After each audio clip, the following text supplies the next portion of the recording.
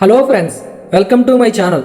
అక్కినేని నాగార్జున హీరోగానే కాకుండా పక్క హీరోల సినిమాల్లో కూడా కీలక పాత్రలు చేయడం ఆయనకు కొత్తేమీ కాదు.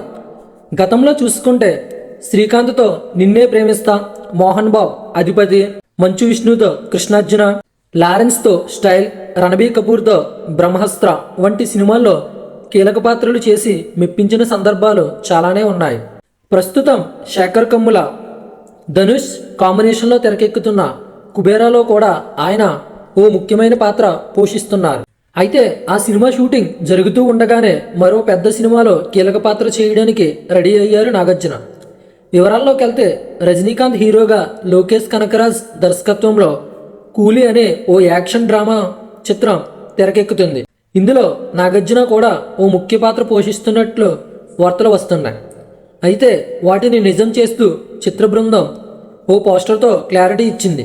అక్కినేని నాగార్జున పుట్టినరోజు సందర్భంగా కూలీ నుండి నాగార్జున పాత్రకు సంబంధించిన లుక్ను రిలీజ్ చేసింది చిత్ర బృందం. దాని ప్రకారం కూలీలో నాగార్జున సైమన్ అనే గ్యాంగ్స్టర్ పాత్రలో కనిపించబోతున్నారు. ఇక ఈ మూవీలో నాగార్జునతో పాటు ఉపేంద్ర కూడా నటిస్తున్నట్లు తెలుస్తుంది. మరి ఇంకా ఈ మూవీలో ఎంతమంది స్టార్స్ ఉన్నారన్నది తెలియాలంటే ఇంకొంతకాలం వెయిట్ చేయాల్సిందే.